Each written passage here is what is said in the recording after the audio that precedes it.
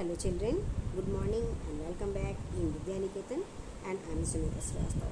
Children, today I am going to start your science book chapter 4 sorting materials into group यानी चीज़ों को छांटना और उनका समूह बनाना। हमारे आसपास बहुत सारी चीज़ें हैं और इन चीज़ों को हम एक दूसरे से विभिन्नता के आधार पर, उनके गुणों के आधार पर अलग अलग करते हैं और इसके बाद हम उनका ग्रुप बनाते हैं।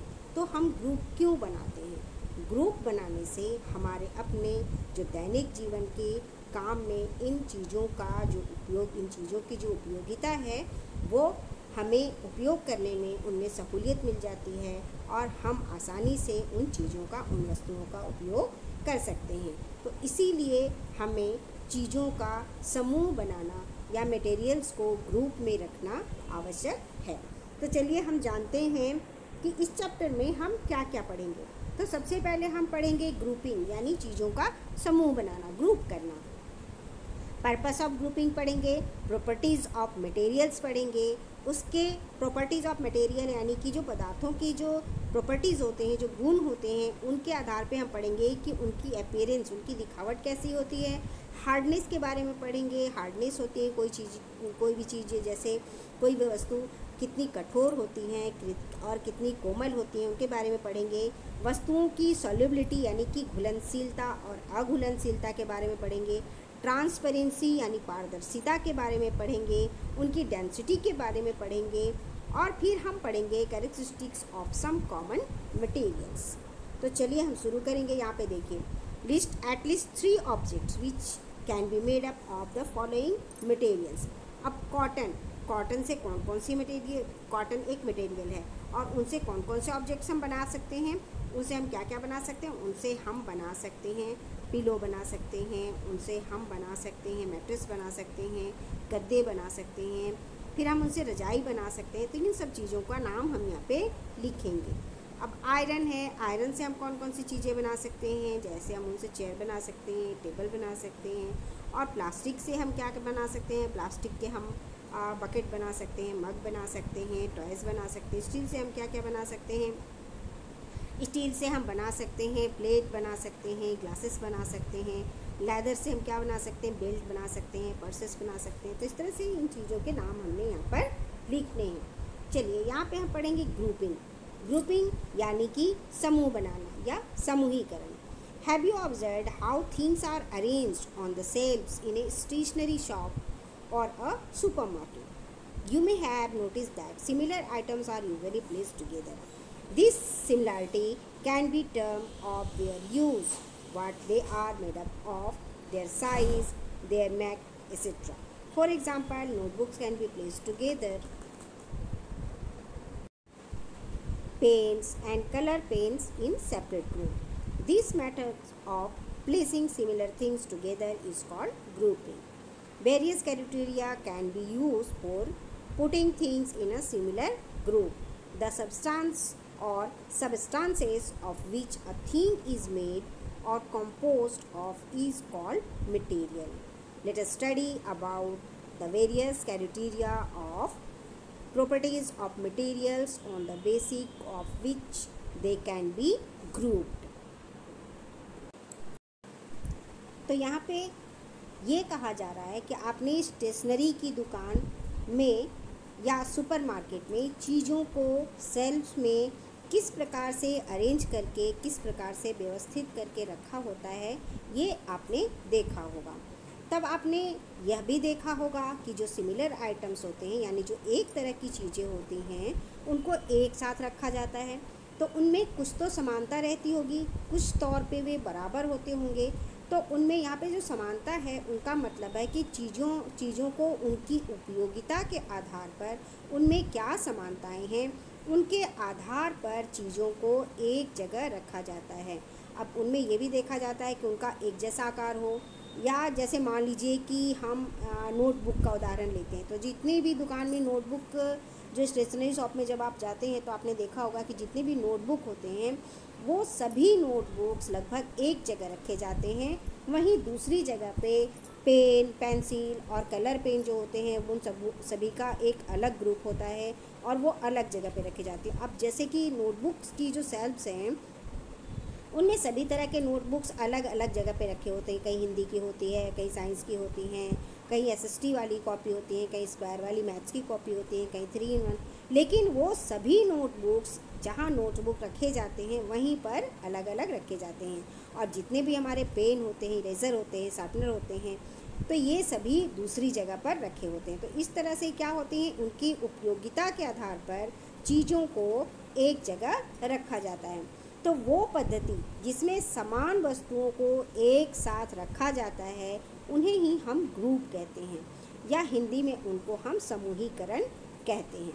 विभिन्न मानदंडों के आधार पर जिन चीज़ों का समूहीकरण किया जा सकता है और वे तत्व जिनसे वस्तुएं या चीज़ों को बनाई जाती हैं वो क्या कहलाती हैं, वो पदार्थ कहलाती हैं।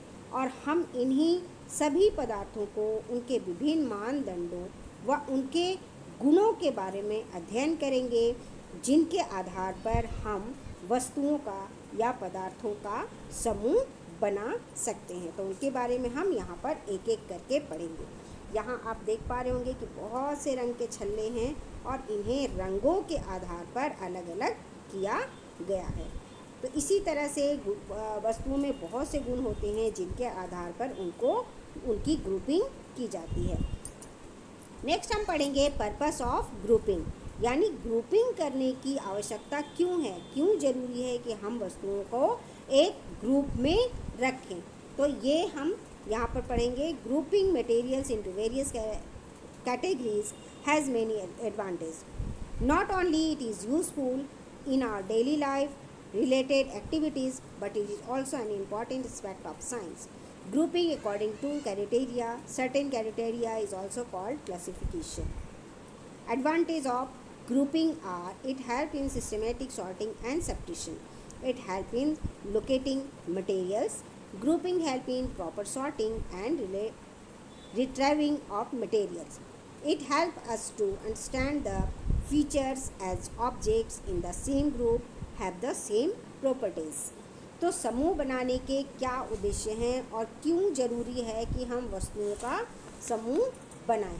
तो चीज़ों का समूहीकरण विभिन्न श्रेणियों में किया जाने के हमें बहुत से लाभ हैं। ये न केवल हमारे दैनिक जीवन की गतिविधियों में उपयोगी हैं, बल्कि ये विज्ञान की दृष्टि से भी महत्वपूर्ण पहलू हैं। तो कुछ मानदंडों को पूरा करने वाले समूहों में इनका हम वर्गीकरण कर सकते हैं। जैसे ग्रुपिंग के जो एडवांटेज हैं, जो लाभ हैं, वो एक एक करके यहाँ पर पॉइंट वाइज दिए गए हैं। तो सबसे पहले क्या दिया गया है कि ग्रुपिंग करने से वस्तुओं को व्यवस्थित तरीके से छांटा या अलग किया जा सकता है, या यह व्यवस्थित छटाई पृथक्करण में हमें मदद करता है। दूसरा है कि यह वस्तुओं का पता लगाने में, वस्तुएं किस तरह की हैं उनका पता लगाने में ये हमारी मदद करता है, ग्रुपिंग मदद करता है।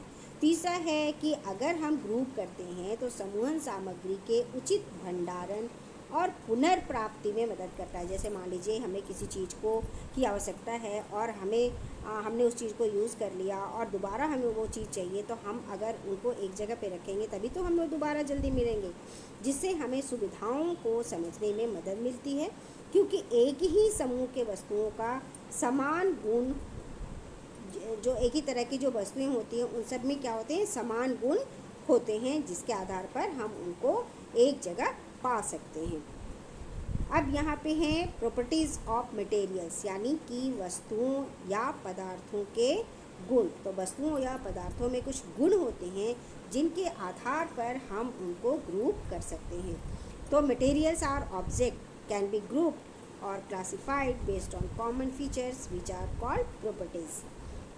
Object or materials belonging to a particular group will share common properties. These features or properties distinguish the object from other objects. The objects can be classified according to various criteria like appearance, use, hardness, solubility, material which they are made up of, transparency, etc. These are discussed in the following section. इन सब को हम discuss करेंगे एक एक करके अलग अलग section में। तो यहाँ पे पदार्थों के जो गुण होते हैं, तो कुछ सामान्य विशेषताओं के आधार पर वस्तुओं का हम वर्गीकरण कर सकते हैं, जिन्हें हम प्रॉपर्टीज़ या गुण कहते हैं। तो वस्तुओं या पदार्थों में कुछ खास संबंध होते हैं और कुछ सामान्य गुणों को ये साझा करते हैं, और उनके यही गुण उन्हें एक दूसरे से, सभी को एक ऑब्जेक्ट से दूसरे ऑब्जेक्ट में जो विभिन्नताएं होती हैं उनमें ये अलग अलग करते हैं। तब क्या है कि वस्तुओं के उनके विभिन्न मानदंडों के आधार पर वर्गीकरण हम आसानी से कर सकते हैं, जैसे कि उनके दिखावट के आधार पर, उनकी उपयोगिता के आधार पर, वो पदार्थ कठोर हैं या नरम हैं, कोमल हैं, उनके आधार पर, उनकी घुलनशीलता के आधार पर कि वो वस्तु घुलनशील है या अघुलनशील है, पदार्थ जिनसे वे बने हैं यानी वो प्लास्टिक के बने हैं कि लोहे के बने हैं कि कांच के बने हैं, उनके आधार पर, तथा उनकी पारदर्शिता के आधार पर यानी कि वो ट्रांसपेरेंट हैं, ट्रांसलूसेंट हैं या ओपेक हैं, उनके आधार पर उन्हें हम अलग अलग सेक्शन में यहाँ पर पढ़ेंगे। तो यहाँ पे हमारी कुछ एक्टिविटी है जिसे आप पूरा करेंगे। List the material present in the following item. तो यहाँ पे आइटम्स के नेम दिए गए हैं, जैसे शर्ट कौन कौन से मटेरियल से बने होते हैं, कॉटन के बने होते हैं, सिल्क के बने होते हैं, और इनमें प्लास्टिक के क्या लगे होते हैं, बटन्स लगे होते हैं। तो देखिए इनमें कितनी सारी मटेरियल्स का यूज़ हुआ और उनसे क्या बनता है, यहाँ पे शर्ट बनता है। इसी तरह से आप देखेंगे कि टेबल, इसमें कौन कौन सी चीज़ों का उपयोग होता है, वुड का, आयरन का, प्लास्टिक का, बैम्बू का। इसी तरह से ईयरिंग है जिसमें हम सिल्वर और गोल्ड और डायमंड यूज़ कर सकते हैं। पेन हम किससे, मेटल से बना सकते हैं। वाटर बॉटल हम प्लास्टिक से बना सकते हैं ना।